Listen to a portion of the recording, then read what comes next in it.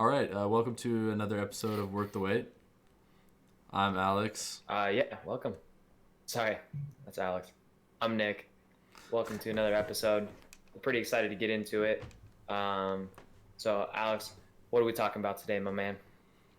As I kind of went over earlier, I think we're going to just kind of talk about our progress so far this year as we've started to cut since the beginning of January. And trying to lose weight, trying to get that summer beach body going. Talking about spray tans. Well, what How else? to get the best spray tan? Yep, how to get the spray tan. How to Yeah. how to get Uh, how to get striated glutes is what it is. yeah. If you can get that cheese grater back end, Yep. you're doing something right. Yep. That's one. If you don't have what is the saying? If you don't have striated glutes, what's the point in living? Exactly. If you don't have a girl with striated glutes. Yeah. All right. Anyways, So I guess we'll get into it. Yeah. So We're totally I was just starting. talking. All right. So beginning of January, I was about 190 pounds, solid muscle and fat. Got that fatty muscle is what it was.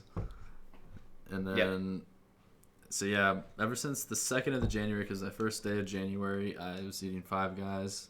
First day, I had just the double burger with bacon, A1 sauce, mushrooms, onions. So that was good. And then I had a side of Cajun fries. So that was my one meal before I started cutting. Before I started cutting down. Yeah, I mean, I've been eating like kind of fast food. The only fast food I've been eating is like Chick-fil-A or Chipotle. Here and there. And managing. And that's what's nice is that you can control your intake pretty decently with Chipotle and Chick-fil-A. So, yeah, we were bulking and lifting a ton starting the end of 2020. So we were ramping up our weight, ramping up our training, and then we decided January 1st we were going to cut down. So we've always had a goal. It's just now we're in a different phase of training to get shredded. So that's the goal. So right now, my starting weight, not right now, but my starting weight in the 1st of January, which was just a couple weeks ago, starting weight was 190 pounds, give or take a pound or two. And I'm 5'9", so I'm not very tall. So 190 pounds is quite fluffy for me. So when I put on a belt, I got a little fat pooch underneath that belt. But it helps a ton with lifting. I've had some of the best lifts. Oh man, it's weird, honestly. You lifted the other day 495 for two. 495 for two. That's very impressive. Yeah. Lifted that well before. Maybe never before. Pre-workout. Never before. No, I've never done 495. Dang, I didn't know that was like your. That's cool. That's like a record PR it felt for you. Pretty good. Yeah. Before my powerlifting meet, when I deadlifted over 500, maybe I could have done it for two, but I never did. I would just barely touch almost 500 and then back off. So that was pretty fun. So best lifts I think are going to be behind me. I'm going to still be training hard, but now my goal is to get down to at least 160 pounds. So that'll be a 30-pound weight cut in the next, I don't know, 4, maybe 5 months. It's going to be up and down. So we'll see when we get there. But I know if I'm 160 pounds, that's very lean. That's like I could look shredded at any time. I don't have to hit the light just right, or I don't have to feel bloated or anything. It's like I'm always looking cut. So that's the goal again. Cool. Yeah. Or what is so I started at 190. I'm 6 feet tall, 190, and my goal was to get to 175 or 170, 175-ish. And that's going to be pretty shredded for you. Yeah, so I think so. I've been that light before that, but like I showed you those little pictures when I was a string bean. You remember those, like the videos? That was like 165, and I put on a lot of muscle since then. So I finally noticed my chesticles have finally started to develop a little bit more. which has been great. Because that's like one of my goals is to build my chest out a little more. My legs, build chest and legs. Both of those have been coming together pretty well. Because for all of 2020 that we've been lifting together, if you would have stayed either in a maintenance or a slight calorie deficit and not eating enough, I don't know if you would have really gained much muscle. So, yeah, I think it's a pretty good idea, a pretty good strategy that we've done. 2020, gained weight, lifted like crazy, and now it's time to reap the rewards. It's kind of like investing for 2020, and now we're cashing out. We're going to cash out and see what we can Because get. part of lifting is not only to get strong, but it's also, to look good too. Helps that confidence. Helps. Like I know, like when I, even though I have clothes on, but like I just know that I'm like shredded. It's good. It just feels good. There's a layer underneath. So, training isn't going to really change much, other than. So the exercises, the rep scheme, and the training day to day isn't really going to change a whole lot. It's probably going to be more of just our energy level going into the gym, or our capability of going into the gym. Yeah. Of what we can actually lift that day is probably going to look different, but I mean the exercise is going to look very similar. The intensity is going to be the same. Volume is going to be the same. It's just a matter of adjusting food right now, not necessarily training. Now, which the other day you had quite the level of energy. Yes, definitely. Man, that was pretty sweet. So I'm going to store that really good workout as a win. I'm going to hang on to that. But I'm not going to expect every workout to be like that where I just feel amazing and everything I touch feels light. But it's pretty cool to know that that's possible. And I might start incorporating cardio soon. I do have a trip coming up in a week, actually. So I'm gonna still try to stick to my diet as much as possible through this little vacation getaway. Pretty excited for this vacation getaway. Some big stuff happening. It's gonna be pretty fun. But I am probably gonna bring my scale with me, which for the anti-scalers, I know they're like, oh my gosh, like. You have a problem, Nick. You can't just bring your scale. You're gonna. That's like a disorder, dude. It's like no. It's just to make sure that anti-scalers. Anti-scalers, dude. It's out there. It's really? A thing. Oh yeah. I think it stems from the abuse of a scale and not doing it right, and then you're just looking at the stepping on the scale of like if you're worthy or not. It's like those ads that are like, you're beautiful at any size.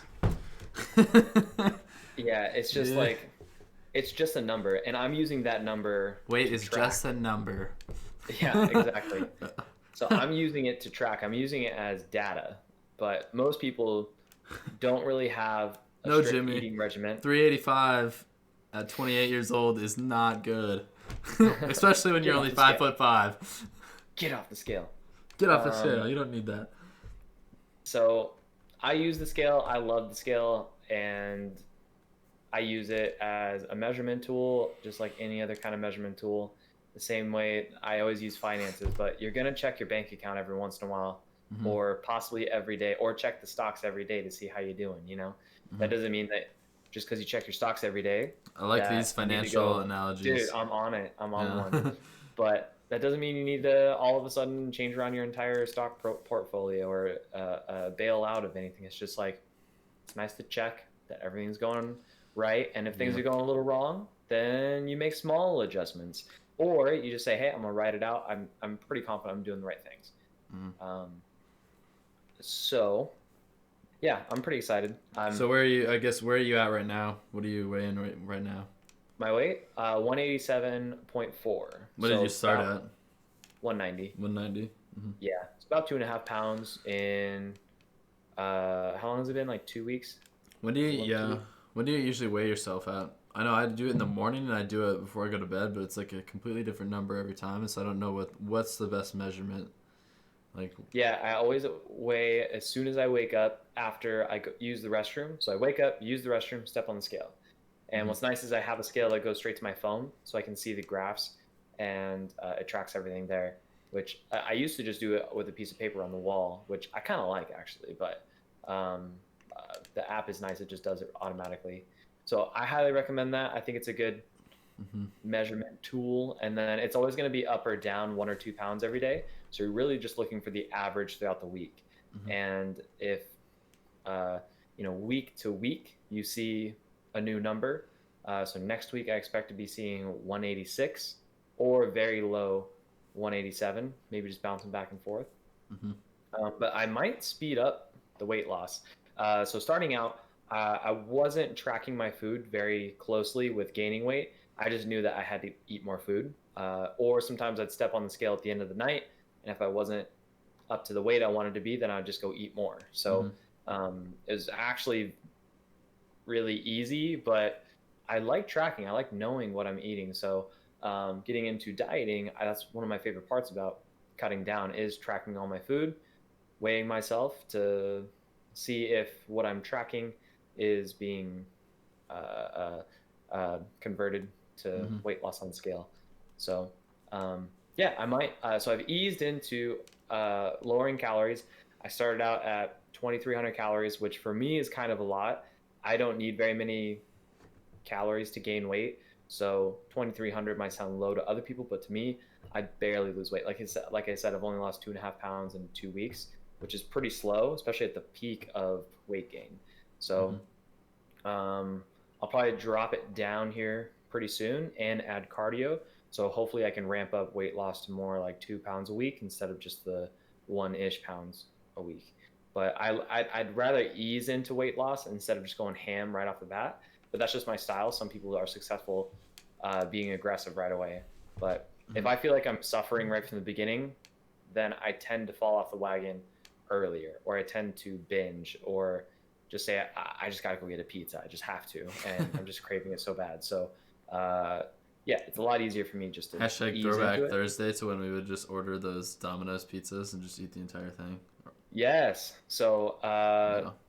which I guess we could reflect on that. So Oh yeah, that's a good eating point. out was one of the easiest ways to get more calories in, Mm-hmm. um, and it was almost like decently budgeted, because if I had to make a bunch of food here at home, I think It's it would hard be to, more like, yeah. it's hard, it's a lot of work, a lot of cleanup, and also I tend to throw away food just because I don't eat it. I tend to not reheat it as often, Mm-hmm. and then I'm just not desirable to it. So it costs me more money at the end of the day, and it's just so much easier to order 2 Chick-fil-A sandwiches with some Chick-fil-A And sauce. they already have Um, so many calories in them that you like. yeah, That if you slug a couple of those every now and then, you're gonna be fine. yeah. You'll for sure gain weight. Now on the flip side, cooking at home right now that I'm trying to lose weight is a lot cheaper Mm-hmm. because I don't have to use as many ingredients. I don't have to use as many foods to hit a certain caloric amount. Um, and I'm more likely to cook at home things that are less calories. It's easier to cook those things, and I'm more likely to reheat it and cook and Mm-hmm. eat it, and eat it again, not throw it away. Just because uh, going out and ordering from a restaurant, if you try to order something that is lower fat or lower carbohydrate or higher protein, Mm-hmm. usually those combinations are very expensive.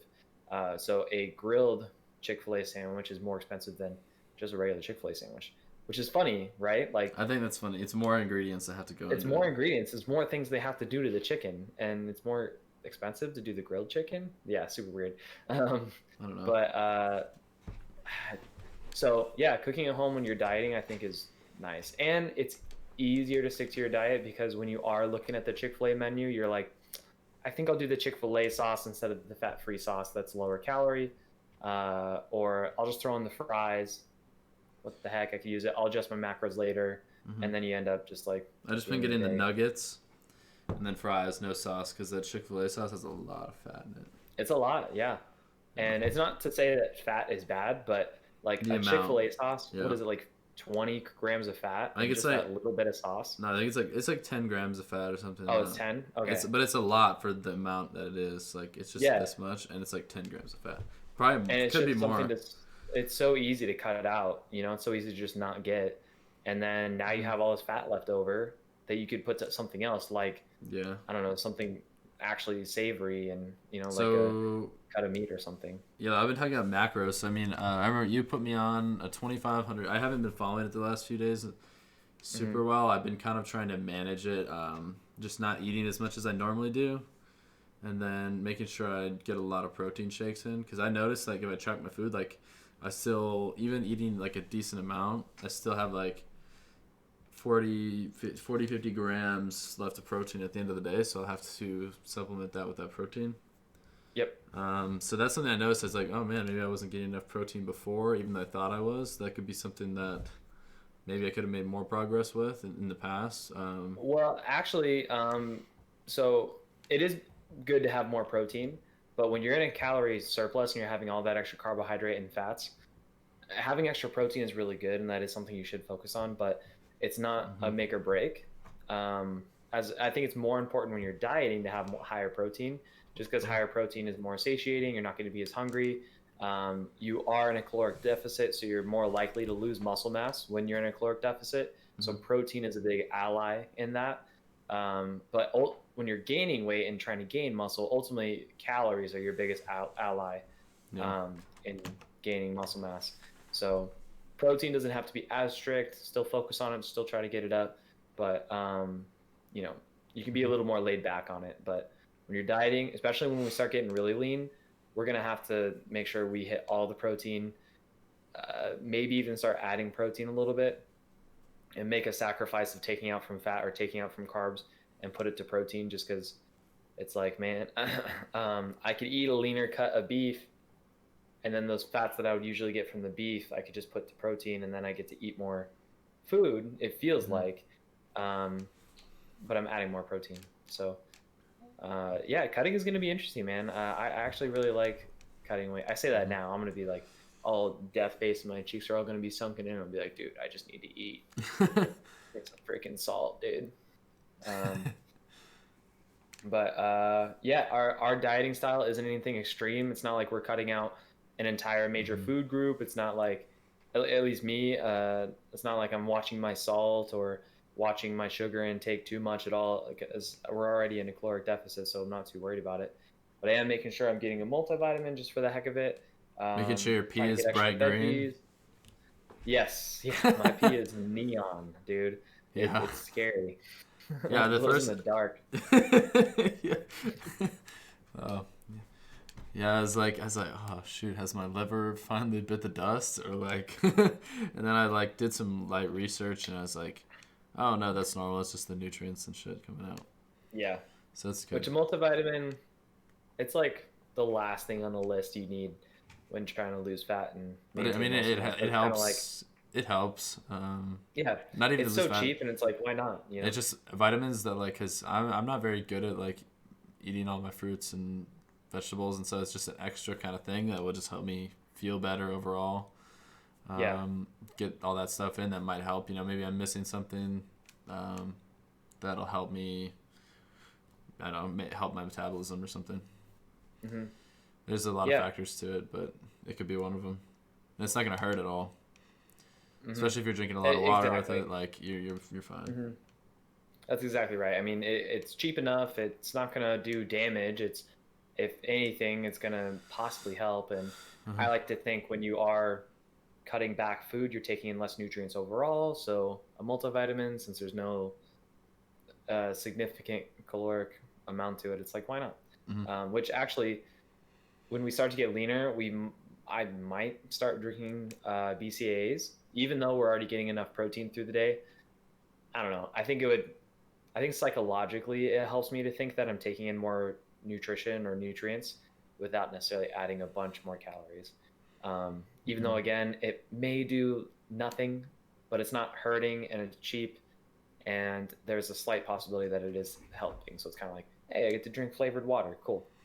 Yeah. Um, so those are kind of the cool decisions that you get to make. And I think that attitude towards supplements is a great attitude to have. That way you're not getting roped up into crazy stuff that you're like, can't live without unless I have my green powder. And it's like, but you can, like, you'll be fine. My green powder. Yeah, you'll get by. Oh, cool. So yeah, I'm 180, like 187, 186 right now. Like I said. Mm-hmm. I definitely need to be tracking a little more. Like tonight, it was my brother's girlfriend's birthday party, so I had a cupcake, really shitty cupcake. That's what sucks is that when you eat something that Yeah. you feel guilty and it's not even good. Yeah, no. And then I had a piece of Mhm. cheesecake, Oh, that sounds but it good. was just a small piece. It was good. Hmm. And then I had a bunch of noodles, probably overdid my carb intake, but I did make sure I get a lot of protein in there. I'm gonna slug another protein shake before I hit the sack. Hmm. Um, I'll be fine. And Hmm. then tomorrow, because I didn't eat all day. The only thing I had today, yeah, I didn't even eat anything all day. So it was kind of in just one meal. So I don't think I'm. Who knows? Just fasting. Yeah, just fasting. Hmm. Yeah. And actually, when we do start digging deep on fat loss, I might start fasting. Not Hmm. because it's anything unique or that it's going to make me lose fat more or dig me out of a rut. It's purely just so that I can put off eating my calories until Yeah, later, have bigger meals, and then I'm like tricking myself into having bigger meals. because you When think that all you're I eating did a is, lot, but you're eating like the same amount, but it just feels like you maybe a little more hmm because you can only intake so much at one time. hmm So I guess it kind of feels like you're taking in more. hmm Or for whatever reason, like yeah, the fasting, like I felt like I ate so much, but it's like my normal amount, maybe a little yeah, more, it'd but be like, the same amount of calories. but it's just It's just less calories throughout the day because you're only eating at the end of the day or and whenever. usually breakfast is easy to skip. Hmm. It's easy to just grab coffee instead. Um, and but again, it's not like anything super special is happening. There's a lot of things in the fasting world that are way overblown of processes that are happening Hmm. already without fasting. That being said, it is important to have a fast in between each meal of about 2.5 to 3 hours. I guess there is actually studies out there for constant feeding, Hmm. like having no break in between each feeding, and actually that hindered performance and muscle gain and just function overall. So that was super interesting. That'd be Um, miserable, just like constantly eating nonstop, yeah, or like so just. basically every 30 minutes or every hour you have some kind of Ugh, um, food. that doesn't So, sound fun. well, I mean, back in the day, there was the bodybuilder diet if you had to eat 8 times a day or even get up in the middle of the night to eat. I mean, that's what Ronnie Coleman said he had to do. Hmm. Um, Now, that being said, Ronnie Coleman had to eat 10,000 calories a day just to maintain the amount of muscle mass. He was a freaking freak. Hmm. But that kind of bled over into the amateurs and people who have no business doing what Ronnie Coleman's doing. Because, for one thing, you're not Yeah. Ronnie Coleman. He had 22-inch arms before ever doing steroids or like hardly working out at all. Hmm. So, yeah, you're not Ronnie Coleman. You don't need to eat as much as he does. But people started thinking that you had to eat 8, 10 times a day to keep your metabolism fired up. They'd use the analogy of your metabolism as a fire, But it's just and your calorie the more overall you feed calories it, you eat. it's Doesn't going to be really over a calorie. it doesn't really Yeah, yeah. matter what time. I guess It doesn't. especially You're is not it. losing more fat or gaining more muscle or anything. It's purely if you like it, then do it, or if you don't like it, then don't, and eat every 3 hours, 4 hours, Mhm. or have 3 meals or 4 meals or five Or don't meals, eat at all. or don't eat at all. You'll definitely lose weight You'll doing lose that. weight very fast if you don't do that. Just drink water and coffee. No one has ever gained weight from not eating. That's true. I Can't be wonder how done. that happens. I don't care how off your hormones are, Karen. You can't gain weight from not eating. Hmm. I'm not advocating for not eating, by the way. Don't do that. I'm advocating for responsible caloric intake Uh huh. and healthy All the memes meals. that one guy posts on Instagram that I send you. Oh, it's fantastic. Oh, So what's funny. his name? Doctor Everybody Doctor should go Dedalski. follow. What's his? Yeah, I wanna. I don't wanna. I probably butchered his name there, but it's pretty. He posts funny stuff, and he's Yeah, you send it to me. Doctor Nadolski. That's what it is. Doctor Spencer Nadolski on Instagram. He posts a lot of memes on like weight Hmm. loss, and he has like, he probably has one of those programs or whatnot. But he's. I mean, he knows what he's doing. Everybody follow him. Mm-hmm. He's solid. And then And he makes memes. That's what he likes to do. we're going to that book. Wait, do you have a copy of that book? Anti-Fragile? Yeah. No, I don't, man. I You gotta can get read the that. audio book or something. Yeah, because I just got this book. It's called Anti-Fragile. Nick recommended it to me. Said he read it earlier, a while ago. I've had parts and snippets. Okay. I Ty So, Lopez did, dude.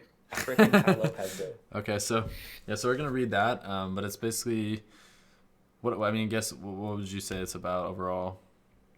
Like, what's the main? I feel like I wouldn't do it justice, but Anti-Fragile, a lot of the things that I talk about for dieting strategies or lifting strategies or injury, I think relates a lot to the Anti-Fragile mindset of, try to lean into things that are going to make you stronger, because as humans, Mm-hmm. we get better with stress and we get better with adversity. One of the snippets in the book is you're not a washing machine. Every wash you do in the washing machine, your washing machine gets worse, and it's going to need to be repaired every time. Or the more loads you do, the closer you are to a repair. And that rhetoric happens a lot in the physical therapy realm too. Like, you only have so many movements that you can do before you're going to have a spinal problem, or you only have so many heartbeats before your heart is going to give out. There were some suggestions of that, but we see that all the time in the gym of people just scared of movement. And We did it. like, we made an entire podcast of the guy approaching us, shoulder and impingement. our shoulders. Yeah. So it's just kind of like, man, I don't want to live in the world you live in, where every little thing can possibly hurt you, or you're going to be put in the hospital, or stop lifting. It's like, why are you coming over to somebody and say stop working out? Like, what are you doing? Yeah. And most people, it's not out of concern or, hey, I want to help you. It's usually out of, like, I think I'm right. something. Yeah. You should listen to me because I'm small. Because other people that are smart said something, and it's like, yeah. That I read one time in this article that it said that wasn't even a doctor and made something up, and you should listen to him. Yep. Because my name, I'm a doctor. Well, my name's Dr. Nick. That's my name. Cool. So we're. I just hope here on this podcast we make yeah. a decent point, and then it kind of sparks you, and then hopefully we can lead you to those smart people. Yeah. Well, I guess maybe raise some questions you haven't thought about. Well, I like the openness and like that. Oh, like, you're not like, once I start working out with you, like, oh, there's so many different like diets and all that, but like really all it is like breaking down. It's not like a unique effect like the keto diet. It's like really all it is the caloric deficit. That's at the end of the day, that's all it comes down to. So it's not like your special thing. Oh, it'll burn more fat. It'll do this. No, it's just you're eating less calories. You're gonna lose weight, and stuff like that. And like lifting, it's not like like that video you sent me the other day. Was John Rebuild Stronger? Yeah, Rebuild Stronger. Yeah. Shoot, what's his last name? John Flagg. That's his name. John Flagg. How can I forget that? That's his name. John Flagg is a part of that clinical athlete, a part of that new research of pain science and injury, and it's really interesting. And I have next Tuesday. I'm gonna do a phone call with him. No way, yeah, dude, that's exciting. Because I had my back. It's better now because yesterday it was really hurting. After like the last few days, like, dude, I could barely, like, it hurt to lay down, like, it was bad. And then like now it's completely fine. It's just a little stiff, but like it doesn't hurt. Right. So I'm just gonna take it easy these next couple days, and then once we get back in the gym, take it easy until eventually I'll be able to do everything. But I'm gonna talk to him on Tuesday, tell him a little bit about what's going on, and then see if he has any suggestions for me. Oh, that's awesome. And I can only say so much, and I would prefer to refer you out to a professional that does that for a living and has a lot of academic background, but also is actively working with some serious clients. Well, I liked a lot of stuff he said is like, you're not like injury, like there's no way to prevent injury. It's just kind of reducing your risk for an injury, I guess. Or reducing your risk, like, reducing the risk really is like, man, she's like, injury happens when there's an overload on a tissue or something. So Mm-hmm. yeah, even you can apply this. He applied it to like a car accident. Like if you're in a car accident, you break your femur. What caused that is the amount of stress applied to your leg was an overload on what the tissue could handle. That's all it is. I Yep. mean, it's a different way of putting it. Like yeah, but all in all, that's how injuries happen. Yeah, and he was Um, in that same video. He's going over how yeah, form and technique is important, but not as important to injury as we think. yeah. Which is the It's good that typically yeah. it's typically you want your form to be consistent and similar, and if you're lifting too heavy, your form might deviate from a position that you're not conditioned to move in, and when you get into a position that isn't normal for you and you have overload of weight, Mm-hmm. you can see how sometimes that can have some adverse effects. Yeah, exactly. Sometimes it doesn't. Um, He's like, so there's no way to prevent injury. Like it's gonna happen. It's just, it's not like, oh, like you were saying, like it's not like you do this many motions and you get injured. It's like, it's gonna happen at some point. So like, how do you prepare yourself for when it happens to be in the right mindset so that you're not like freaking mhm, out. You're not like this. You're just like, oh, this happens. Let's just keep doing what we're doing. mhm, Just keep moving. Do movements that I can do. mhm. Keep moving, and then rebuild stronger. I guess like you're gonna be stronger after it because of what you're learning. Like you said, like it's gonna be a good learning experience for me. Yes, yeah, Because for listeners, I guess at some point I injured my back. I want to say it's like my erector muscles, my spinatic, or whatever you call them. Erector spinae, yeah. That's what I believe it is because it's really the muscle. I don't think it's the spine itself. It's like the muscles behind it. it's spinal. It's spinal, yeah. It's spinal. I don't, who knows? I broke my back. So that's why I'm gonna have a chat with John here, see what he thinks and see what I should That's gonna be do. great, man. And then you And can we, bring that here of what's going on, what you've learned, and it's hmm possibly he's just gonna ask a ton of questions and then give you maybe just a little. yeah, we'll see. Yeah, that'll be cool. So to go along with that same theme, people do that hmm same thing with their food and their nutrition. So people think that, with lifting, you got to have an expectation of sometimes you're going to get hurt, sometimes you're going to get beat up. hmm And if we have this expectation that lifting weights is only going to be healthy and I'm never going to have adversity, then you're setting yourself up for failure. And then when adversity does come, it just all unravels. And then you possibly stop lifting weights, or you never do that exercise that bothered you, or you're never like moving forward again. So that same thing happens with dieting when people get stuck and they call it a plateau. For me, when I hit a plateau, that is so minimal. It just means, okay, now I gotta reduce calories a little bit, or I gotta add cardio. That is expected. I hmm expect I'm going to have to keep working You're not harder making a mountain all out the of a time. molehill. Yeah. Um, It's just something that is a course of your body is a machine and it kind of adjusts to what do you do. I mean, mhm, it's I guess I don't know. I mean, it's change it. There's so many factors that go into everything that like never gonna be really perfect. It's just managing it and doing the best that you could do and correcting the course like the best of your mhm, knowledge. And I think it's good when I started working out with you.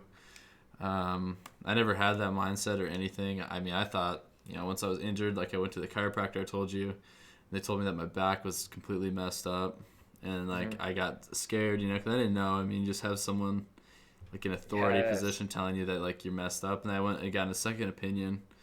They didn't really say anything about that, which is why I like that place a little more. They didn't say like, "Oh, you're messed up." Just say, "Oh yeah, let's do a little work in this area and see how you Mhm. feel," and then like, so that made me feel a lot better. That's the easiest way to get somebody to buy your shit is tell them that Yep. they're fucked up. Yep. Yep. Dude, you're fucked up. You need to Yeah. And now come look in at, here a lot, yep, you need to all the time. spend thousands of dollars here. Yeah. Yeah. And even when you're not fucked up, you should keep coming or So you're going to so get that fucked way up we can again. maintain the level of. Hmm. Yeah, Yeah, which dude. is logical, but it's Makes sense. It like makes sense. not supported. But yeah. The thing that is supporting you is continuing to lift weights and move forward. But it's always interesting that a lot of practitioners aren't getting you better at the thing that is a problem. hmm They're only like Telling you working how to on, avoid the problem. yeah, you're only getting better at tolerating massages. You're only getting better at tolerating. Yeah. That's what it is, man. Like, Yeah, and people yeah. think the harder massage, the more tissue that is being worked out, and the more pain you're in, the better. And it's like, no, that's like, and then they're like, oh, I'm so relieved after that, all that pain, and it's It's like a that. It's kind of placebo, like, dude. It's like because they want to believe that so bad, and that goes with yeah, anything. That they're and you like, have such relief after because it's you were in such pain, and then you have all this relief. That mhm, relief is coming from because you were just in so much pain. It's like if I don't go pee for a long time and just hold it for way longer than I should, and then all of a sudden I just go pee, and it's like, oh, that's so relief. And it's like, well, you should just gone pee in the first place. Like, you don't have to hold it to feel yeah. relief. Um, but yeah, I mean, that's what happens with massage over time is that, Yeah. eventually you just get used to getting a massage and tolerating Hmm. the pressure that they're putting on you. And then Which is like anything you're, else. If squat hurts you, you should be doing squats so that way you can tolerate it. But they want it's to. always funny that a massage therapist doesn't just only know massage, or a chiropractor doesn't only know chiropractic. You think if chiropractic is the end all be all, they wouldn't get into all the laser therapy and the Hmm. suction cup therapy and the massage therapy and the needling and the core exercises and then all the. You think that it's just kind of crazy that it goes to school for however long, pay hundreds and I don't know if it's $100,000. Sorry, that's a lot. Tens of thousands of dollars for chiropractic, all to come out and be like, oh, well, I need to learn needling, and that'll help people with their pain too. And it's like, Hmm. well, don't you think it'd be like that? I don't know. Pain Yeah. is complicated, and I That's. know there's a lot of different ways to help, We'll but keep learning more. I mean, I think what our next episode's gonna be about that either when we finish it or when we. I'm reading in the middle of another book and I have a huge lineup of books I need to read. But we bro, could. let's get up on books. Let's start like reviewing Yeah. books. I'm into it. I just suck at reading, so I'm These gonna have aren't to be on finished. that I've been reading audio. like a bunch of like entrepreneur and like finance and like. But I'm into fitness books too. I do like reading about the human body too, so that would be something that we could really get into. Hmm. But yeah, I think that's a pretty good episode. Cool. Let's call it. Yeah, I'm gonna stop the recording here in a sec. Thank you for listening. I hope you liked the episode. Follow us on Instagram at Worth the Wait. It'll have our little podcast logo on there. Just follow us. We post cool workout videos of Nick, and we got a new buddy that's been working out with us, Steven. We post him on there now too. We're gonna have a Steven podcast. the I think that's Wallaby. the Wallaby. We're gonna have a episode. Your mic cut out there. We're gonna have an episode with him too because he's made some amazing progress in the last few months here. Yeah, he's been doing great. It's actually been pretty inspiring. No, it's actually cool. He's a beast. So let's we're gonna that'll probably be our next episode. I think get him on a call. See you later, dude. All right, see ya.